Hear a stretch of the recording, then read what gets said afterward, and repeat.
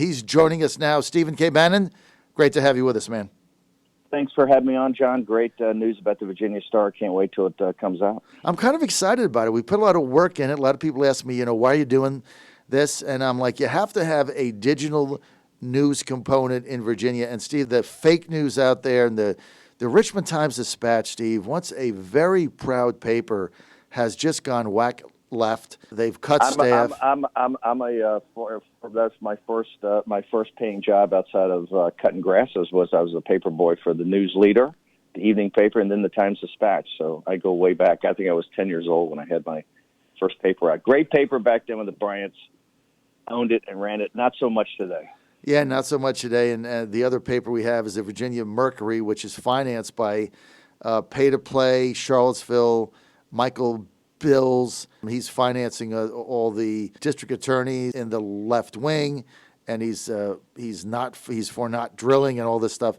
Renewable energy. So yeah, I don't mind that. If people want to put up money and have a voice and they're on the left, I'm fine with that. There's some people on the right got to do it. That's why I'm so proud of what you're doing, and Michael Patrick Leahy and others. As you're, in a time of real compression in digital, because people are having a tough time figuring out how to pay things, you're expanding. We love being with the John Fredericks Radio Network, and people don't know this about John, but he's an entrepreneur that's not averse to risk. I thought the wackiest ideas, and literally Fredericks goes, "Okay, let's do it."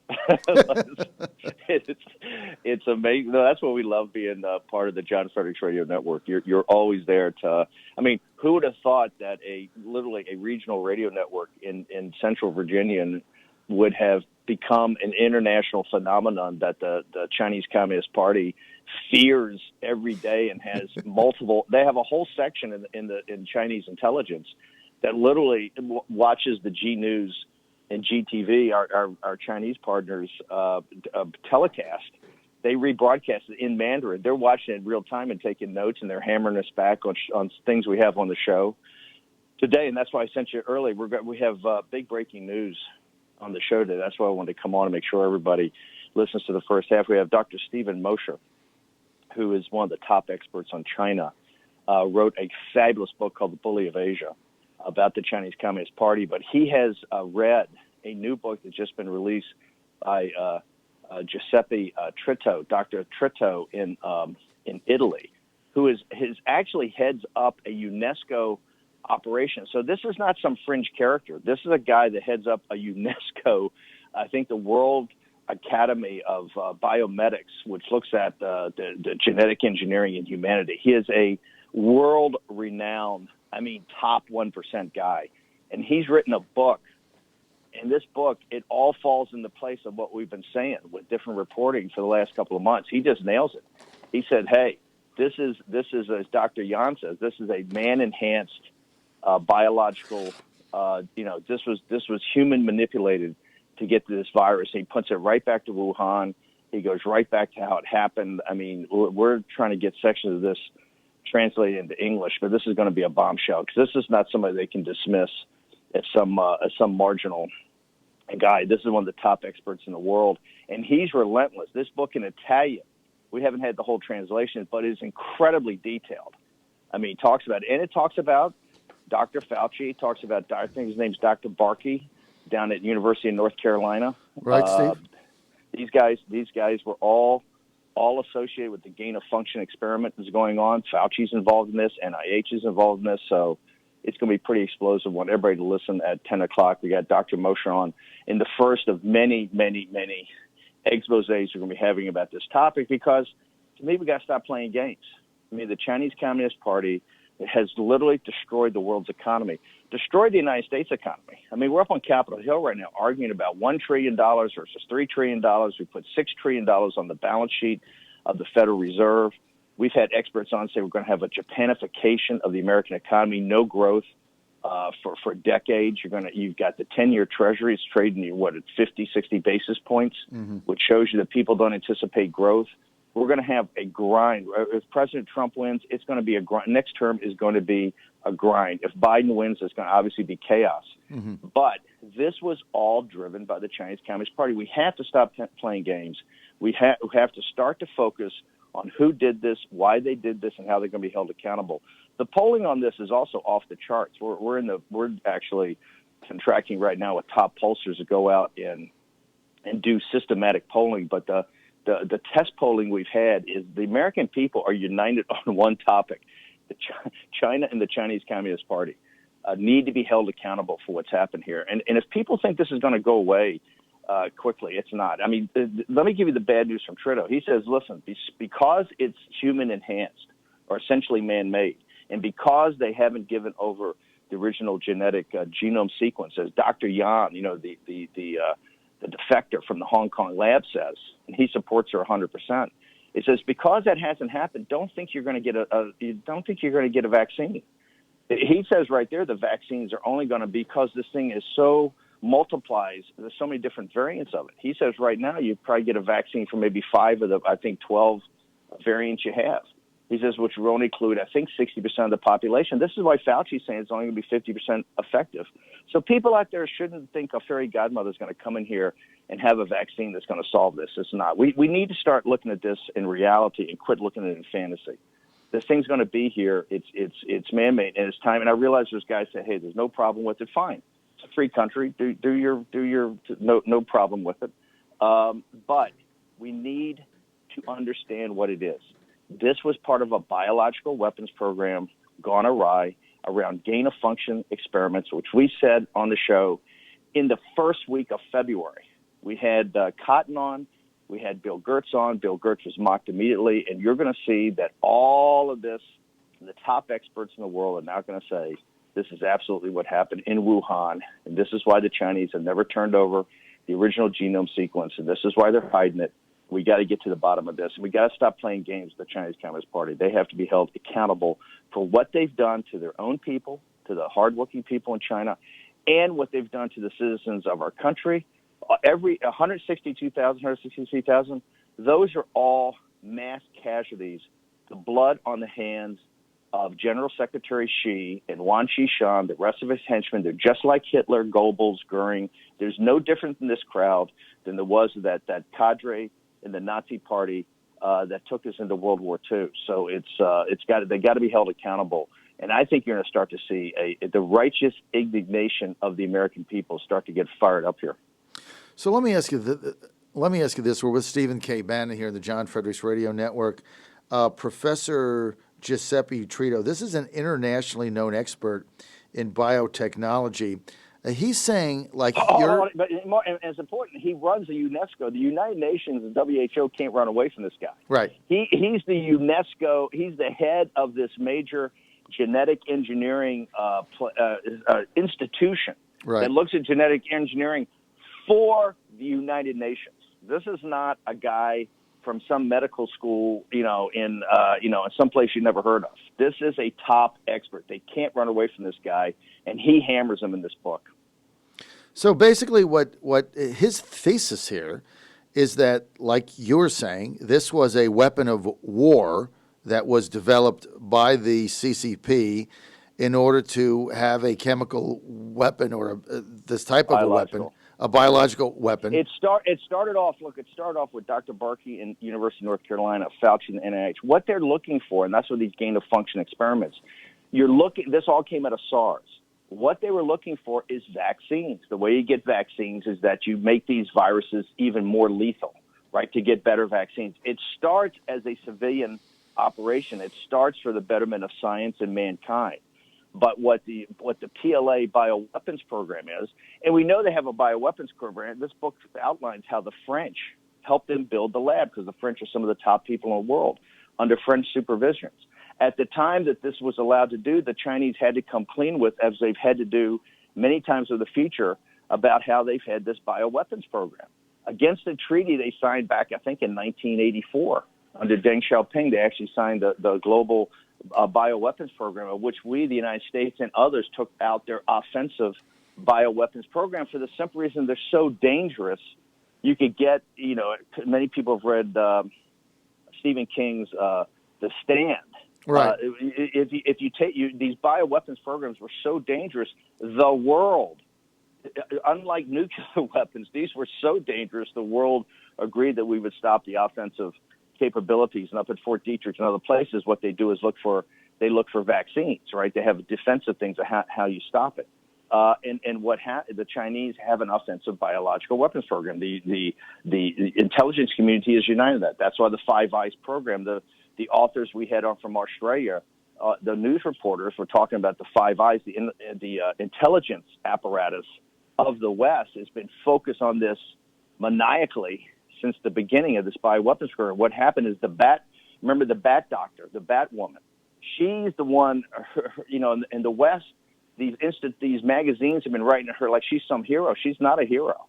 She's not a hero at all. It was the gain of function experiments she was doing, which is basically then had a human, human enhanced, not from nature.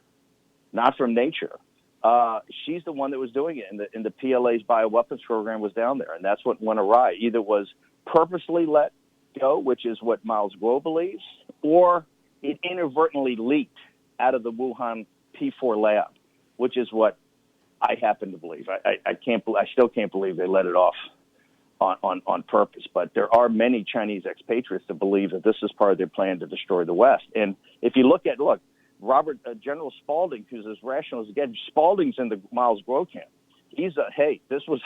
They understood that with Trump in the West and coming together with India and Japan and Australia, that that the game was up, and in 5 years they're going to be in deep trouble, and they actually let this thing off. And if you look at what they've done to the West, particularly to the United States of America, I mean, they've destroyed our economy, and not just for the short term. Right. Look, right now, President Trump, I think we advocated last week, he used these EOs to jam up the Democrats, I think, to force them back to the table to get rational. But people shouldn't. We need $1 trillion, relief bill here. To keep the economy going. We're still juicing this economy with federal spending, right? The dollars, Look how weak the dollar is right now. Don't think your kids' lives are not going to be changed here. This is all going to have to be paid off at some point in time. The balance sheet of the Federal Reserve, we infused the capital markets with liquidity much more than in 2008, the last crash we had, to prop up everything. That's why the stock market's on fire. That's why bonds are, that's why what supported these bonds. But that has a direct impact on your life. That was caused by the Chinese Communist Party, whether it was a weapons program they thought through or inadvertently. In doing this, it leaked out. It doesn't matter. They knew about it. They could have shut it down in late December, early January, late December 19, early January 20. They knew they had a problem, and they could have shut it down if they had been truthful. And the reason they weren't truthful, they knew they had a problem. And that problem is that this did not come from the Wuhan market. No chance. If it had come from the Wuhan market, they would have never gone down and cleaned up all the evidence so you couldn't go there and prove it didn't come. It did not come from the Wuhan market. That was a total CCP. And I think everybody realizes that now. This is going to be explosive. But here's the point. They have to be held accountable. We have to hold these people accountable. You've heard Barr talk about it. You've heard Pompeo say it over and over again. We got to start playing games with these people. For instance, TikTok should be closed down today. Shouldn't be sold to Microsoft. Shouldn't be sold to Twitter. Should be. I shut agree with down. you. Why didn't he just close it? I mean, he was going to close it, and then he caved, the big tech came to him, and there's a lot of money on the table, and so he caves. He said, "Well, let Microsoft." Well, why not just shut the damn thing down? Big tech is not the friend of Donald Trump. They're not the friend of MAGA, and they're not the friend of the American people. Thank you. The Chinese Communist Party is all over Silicon Valley.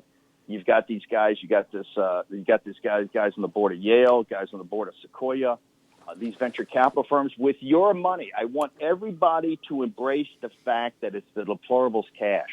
That's the thing they never want to talk about. These venture capitalists don't have this kind of money. Zuckerberg didn't have. This is all institutional money. That's a fancy term for saying it's your pension fund, it's your savings, your insurance policy. Your money has gone to destroy the country because the people that had fiduciary responsibility to do this are in bed with the Chinese Communist Party. Everybody says, Bannon, why are you so obsessed with this? Why is your hair on fire? The business model of the global elite, the business model of the globalists, absolutely the foundation of it is a partnership with a dictatorship that keeps the Chinese people enslaved.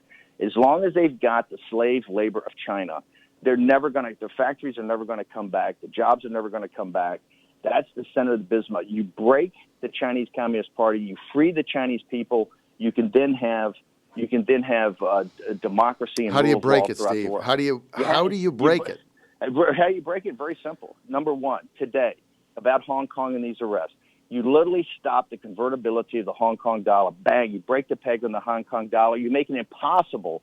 Remember, the biggest export we have in the world is the U.S. dollar. The Chinese economy still runs because everything converts into dollars. You cut them off 100% from the U.S. dollar, number one. Number two, you sanction the five biggest financial institutions in Hong Kong and China: Bank of China, CITIC, Bank, Hong Kong Shanghai Bank, Penang Group. You take the five. When I say sanction, they can't do any international transactions. You cut them off from the SWIFT system. Number three, you don't sanction Carrie Lam and these mid-level bureaucrats in Hong Kong. You go right to the top. You sanction General Secretary Wang Xishan, all of his henchmen, and you tell Barr, I want every asset they have in America seized immediately.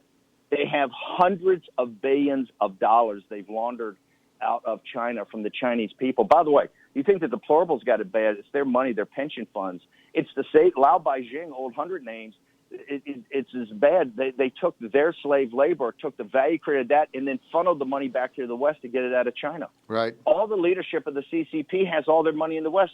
The reason you can't buy the reason real estate's so high in the West End of London or in Midtown Manhattan or the Upper East Side is because the Chinese Communist Party, it's the kleptocrats in Russia, the princes in the Gulf Emirates, and the Chinese Communist Party, who, by the way, those families dwarf the Kingdom of Saudi Arabia as far as wealth goes. It's all there. And this is not some conspiracy. Remember, this is all out in the open. They don't even hide this. H&A was the largest financial company in the world. That was their money laundering operation. Oh, by the way, when Miles Gross said that in the spring of 16, it was they thought the value was $1 trillion. It's in bankruptcy, in receivership in China. You know why? Because it got called out for being a money laundering operation and an influence peddling operation. This is a complete scam. And the Chinese Communist Party, with their back to the wall, understood with Trump and the American people now starting to focus, saying, hey, we're not going to let this stuff go forever, right? Trade deal's the first part, but we're a technology, economic war. They had these bioweapon programs, and I think this is one that went awry. I think Dr. Trito says the same thing. Not that they purposely put this out there inadvertently, but they were doing things they shouldn't have been doing in these gain-of-function experiments. And this Dr. Bannon woman is guilty. She's not some hero you should be doing puff pieces on, that she's going down to the bat caves in southern China and finding these viruses. Her hands got blood all over them. She's up in that lab. They're doing experiments. They weren't prepared. They weren't sophisticated enough to oversee. And this is what you get. The world economy destroyed. 20 million people have the virus today or have had it. You got 160,000. So what you're saying is they inadvertently in the lab, there was no Wuhan market and the bat bit somebody and somebody ate bat soup. That was all made up by the CCP. That's all nonsense. So in the lab, inadvertently, they create this COVID-19 virus. Well, inadvertently. Hold, no. They actually are trying to get these viruses so they get potentially better vaccines. My point is it inadvertently leaked out. It leaked out. Okay. Right. So the development of it, your theory is the development or the manufacture of the virus was done for the right reasons, for the greater good to find a stronger vaccine. It leaked out. They didn't have the proper protocols in place. Then the CCP had a decision to make, and they said, let's just unleash this on the West. Exacerbate when it was going. That's when they said they didn't admit to it. They sent people overseas. They exacerbated. They bought the PPE. They seeded it. All those activities they did in January, where they locked down China. They locked down Hubei province. They locked down Wuhan, hard quarantine, but they let people in China didn't even know they had it inadvertently go throughout the world, particularly to Fashion Week in northern Italy, right. to all the companies they own in northern Italy, and that spread it. They knew back in December that they had a problem. They knew they had human-to-human transmission. They knew they had community spread. They knew they had a SARS-like virus. As late as the last week of December of 2019, they knew this hardcore. Dr. Yan tells you, she was in the supervisory lab in Hong Kong. She called She tells you right there. She was ordered to call the CDC in Beijing on the 1st of January and find out what's going on. And these guys at the time said, hey, we got a problem, right? They knew that was the Hong Kong WHO supervisory lab. They called the reference lab in the world-famous Hong Kong University with Dr. Gabriel Leung, right? The epidemiologist, the virologist, and the hardcore part of it were in contact with Beijing on the 1st of January. People knew, and this is why WHO hid this and lied about it, right? And now they point the finger to the CCP and said, oh, these guys lied to us. They didn't tell us. So, look, it's obvious they knew they had a problem. The question is, did they purposely let it go, or was this a lab experiment gone wrong? Now, what you're going to find out as you drill down in this, I think this book will do it. These experiments were stopped in the United States for many years. And this is why China started to try to get an edge on this. I think Dr. Barkey and others, the gain-of-function experiments were considered so dangerous and that even in the top labs in the United States couldn't handle it properly, that they were stopped for a number of years. And this, by the way, this all reports up to good old Dr. Fauci, right? I haven't heard one question asked. Of all the congressional things that have been up, I haven't heard one question asked about this. We're going to start getting all over good Dr. Fauci and get to the point of, the chain of title here of his involvement in this. But no, this was the doctor, the bat doctor in Wuhan lab. What she did is she was working on gain of function experiments, which people don't believe that they were supervised enough to handle. In the PLA, according to the book, the PLA's bioweapons program got down there and saw the potential for weaponizing these. This is a weaponized virus. It's obvious. And now you have the top guy at the biometrics lab, Dr. Trito, from a UNESCO organization, not from War Room Pandemic, right? This is a guy that is of world-class expertise. Right. So.